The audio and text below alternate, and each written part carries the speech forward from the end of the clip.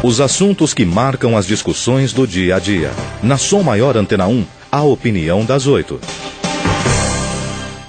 Alô, Lúcio Pachter, bom dia. Bom dia, Jafa.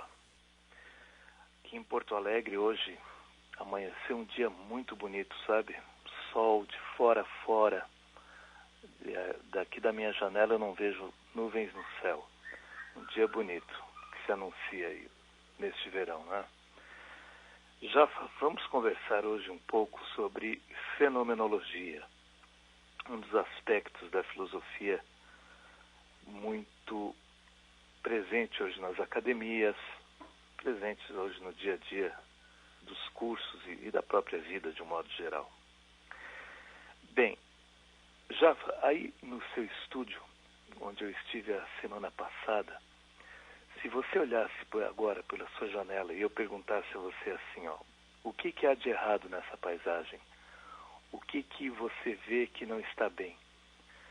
Olha, provavelmente você já acharia meia dúzia de coisas. Você veria lá embaixo um carro mal estacionado.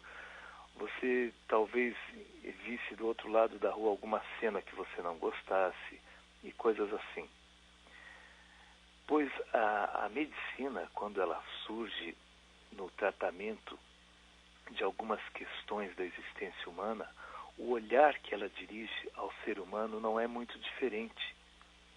A medicina, de certa forma, principalmente durante a Idade Média, quando se utilizava muito a sangria, mas mesmo depois, no Renascimento, ali século XV, XVI, quando se trata do funcionamento do corpo, também nessa época se olhava e se indagava isso muitas vezes. O que há de errado? A pessoa chegava ao médico e ele se perguntava isso. O que não está funcionando bem? Ora, ao fazer isso, imediatamente se dirigiu a olhar para as coisas que não estavam bem, né, segundo a concepção de quem olha. Mas vamos inverter esse processo.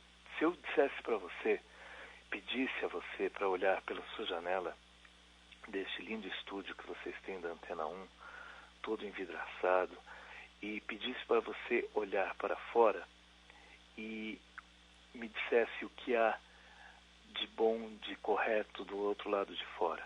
Então você talvez me falasse das montanhas verdejantes lá em cima, do céu azul que deve estar aí em Santa Catarina hoje e outras coisas mais.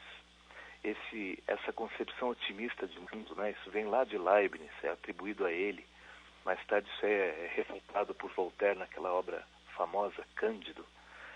Pois bem, o que isso tudo tem a ver com a nossa prática, nosso dia a dia, nossa vida?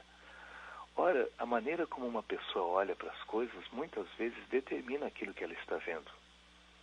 Algumas pessoas já têm esse olhar treinado para a vida, para as coisas, e acabam recebendo coisas que muitas vezes não estão lá fora, mas que elas procuraram pôr, né? Não se trata aqui, claro, daquela concepção ingênua de defender um otimismo ou um pessimismo ou uma maneira diferenciada quanto a isso. Claro que não. Na filosofia clínica, por exemplo, o filósofo, quando recebe uma pessoa, a primeira coisa que ele procura saber são as características dessa pessoa. Todas elas. Não que sejam boas ou más, certas ou erradas. Porque algumas características, uma irritação, uma coisa que aparentemente soa como errado, dentro do contexto em que está inserida, pode ser uma coisa formidável, maravilhosa. Sabe, Jafa, esses dias eu fui aqui a Porto Alegre, na igreja muito bonita que tem ali em Assunção, na beira do Rio Guaíba. Costumo muito ir a essa igreja, quando posso, quando estou na cidade. E eu estava caminhando ao entardecer, depois ao redor da igreja, e eu estava observando aquelas folharias todas das paineiras, das árvores, aquelas pequenas plantas linhosas que tem ao redor da igreja. Lá embaixo, o Rio Guaíba, ao anoitecer, naquela lentidão dele, o sol se pondo do outro lado, muitos jovens, muitos velhos, pequenos animais em toda a orla do rio, caminhando, tomando chimarrão, tomando cerveja, contando. Lá em cima, a Torre do Sino, eu olhei aquela torre, o sino, e fiquei pensando, puxa, como será que é percutido esse sino? Né? Na Europa os sinos marcavam tantas coisas, desde a hora até os chamados, né? E a gradaria, aquele engradamento todo, a ferrugem, né? As folhas passando e procurando pelo sol, um velhinho que estava descendo, caminhando com muita dificuldade, e aqueles caminhos do jardim, ao redor da igreja, uma parte, você está dentro do jardim, parece que é noite, e a outra parte, quando você vê, parece dia. Aqueles veleiros. Veja, com isso, com essas descrições, com esses dados que eu passo, eu apenas estou colocando para onde meu olhar se dirigia enquanto eu estava caminhando por lá. Não há um certo ou errado, mas pode haver uma educação do olhar. Como um hábito alimentar, a gente aos poucos pode começar a ver desde o espinho das ervas daninhas até as flores que habitam o jardim. No meu carro estava tocando aquela música, eu até falei com o Leandro há pouco, mas eu falei muito em cima, não sei se deu tempo dele conseguir, aquela música dos Paralamas de Sucesso, chamada Aonde Quer Que Eu Vá. Ele fala isso na música, né, que aonde ele vai, ele leva a pessoa que ele gosta no olhar. De certa forma, um olhar fenomenológico sobre as coisas acostuma o espírito, o coração da pessoa a levar essas coisas aonde a pessoa vai. Para muitas pessoas é assim. Bem, Jafa, já estou arrumando as malas para seguir viagem. Vou viajar agora pelo Brasil todo nesse verão e retorno aqui muito rapidamente a Porto Alegre, de 19 a 21. Aqui no Instituto a gente recebe filósofos do Brasil inteiro para um curso de atualização. Tem gente desde o norte do país até lá a fronteira com Uruguai e Argentina. Quero agradecer a você, aos nossos ouvintes. Um grande abraço e até a próxima. Os assuntos que marcam as discussões do dia a dia. Na Som Maior Antena 1, a opinião das 8. Alô, Lúcio Pachter, bom dia. Bom dia, Jafa. Aqui em Porto Alegre hoje amanheceu um dia muito bonito, sabe? Sol de fora a fora. Daqui da minha janela eu não vejo nuvens no céu. Um dia bonito que se anuncia aí neste verão, né? Já vamos conversar hoje um pouco sobre fenomenologia, um dos aspectos da filosofia muito presente hoje nas academias, presentes hoje no dia a dia dos cursos e da própria vida de um modo geral. Bem, já aí no seu estúdio, onde eu estive a semana passada, se você olhasse agora pela sua janela e eu perguntasse a você assim, ó, o que há de errado nessa paisagem? O que você vê que não está bem?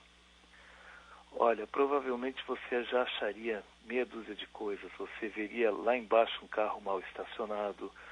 Você talvez visse do outro lado da rua alguma cena que você não gostasse e coisas assim. Pois a medicina, quando ela surge no tratamento de algumas questões da existência humana, o olhar que ela dirige ao ser humano não é muito diferente.